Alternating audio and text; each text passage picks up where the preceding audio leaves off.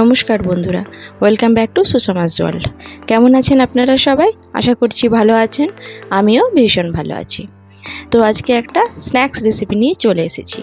বাড়িতে যদি কোনো অতিথি আসে, ঝটপট কিন্তু এটা বানিয়ে নেওয়া যাবে।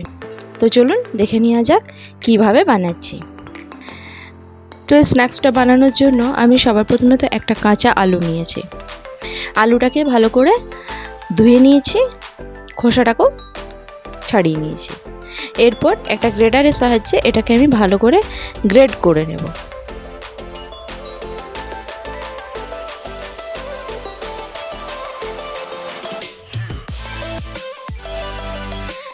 তারপর 3-4 বার জল পাল্টে আমি আলুটাকে ভালো করে একদম ধুয়ে নেব।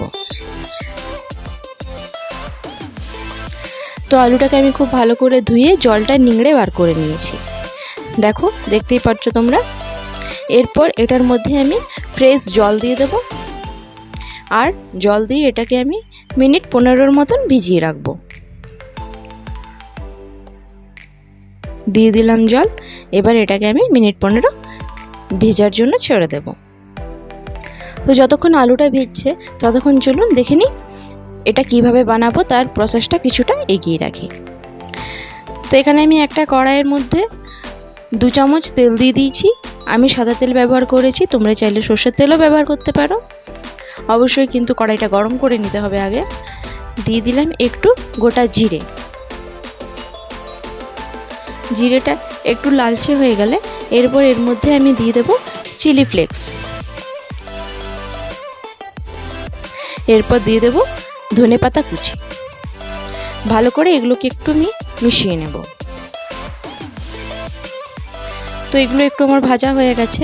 এরপর এর মধ্যে আমি মশলাগুলো অ্যাড করব। দিয়ে দেব হলুদ গুঁড়ো,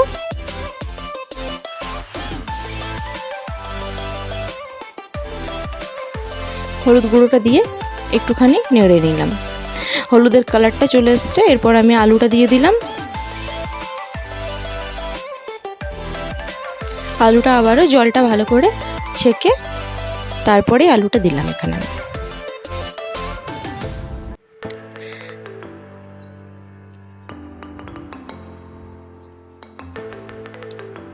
এরপর এর মধ্যে আমি নুন দিয়ে দেব।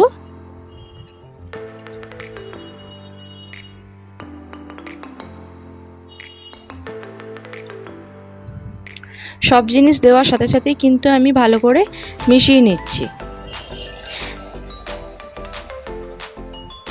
এরপর এর মধ্যে আমি অ্যাড করব সুজি।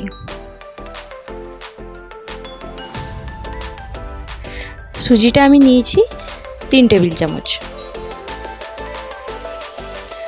তো সুজিটা অ্যাড করে ভালো করে সুজিটাকে মিশিয়ে নেব। সুজি, আলু আর যে উপকরণগুলো আমি দিয়েছি সবগুলোকেই খুব ভালো করে কিন্তু আমি নেড়ে নেড়ে মিশিয়ে নেব। তো খুব ভালো করে এগুলো আমার মিশে গেছে। এরপর এর মধ্যে আমি দিয়ে দিলাম 2 কাপ মতো জল। জলটা দিয়ে এরপর এটাকে কিন্তু আমি সমানে নেড়ে যাব। গ্যাসের ফ্লেমটা আমার এই সময় হাই টু মিডিয়াম আছে। আর এখন কিন্তু আমি সমানে এটাকে নেড়ে যাব। নেড়ে নেড়ে পুরো জলটাকে শুকিয়ে ফেলেছি। দেখতেই পাচ্ছ তোমরা, জলটা কিন্তু পুরো শুকিয়ে গেছে।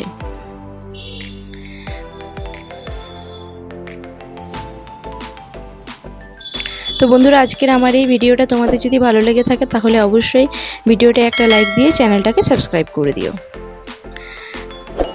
তো এটা কিন্তু আমার হয়ে গেছে। এরপর এটাকে আমি একটা প্লেটের মধ্যে তুলে নেব।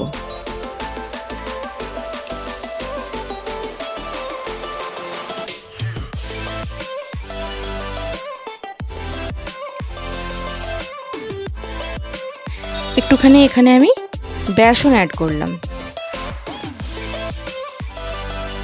আর দিয়ে দেব অল্প একটু সাদা তেল।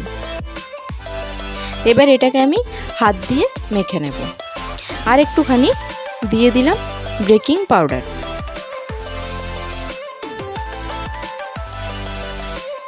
এবার ভালো করে হাত দিয়ে এটাকে আমি মেখে নেব। এটা খুব ভালো করে মাখা হয়ে গেছে। এবার আমি একটা প্লেট নিয়েছি। প্লেটটার মধ্যে ভালো করে তেল লাগিয়ে নিয়েছি।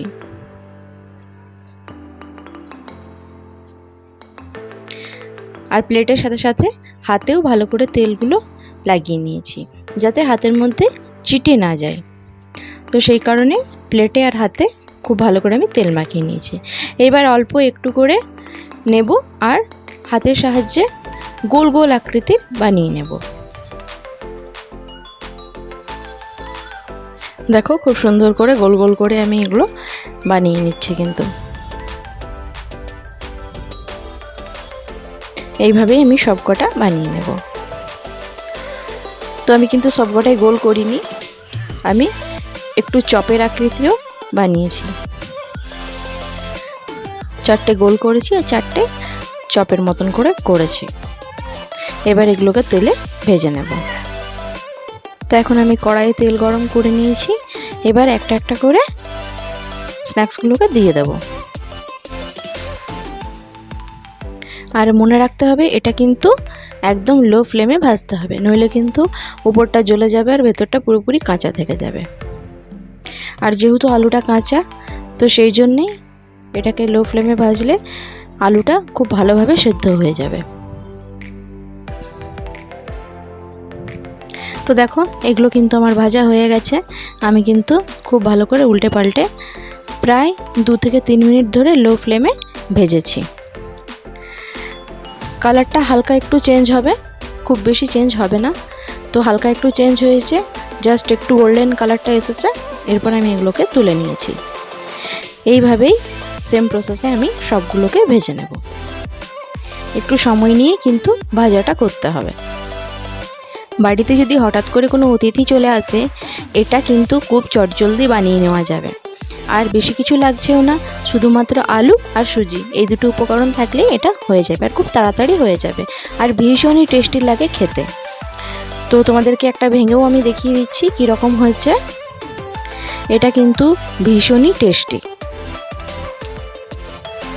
দেখো আমি কিন্তু একটা ভেঙে দেখিয়ে দিচ্ছি তোমাদেরকে কীরকম হয়েছে। খুবই টেস্টি। অবশ্যই রান্না করো আর আমাকে জানিও কমেন্টে কেমন লাগলো। তো বন্ধুরা আজকের মতন এখানেই টাটা। ধন্যবাদ সবাইকে।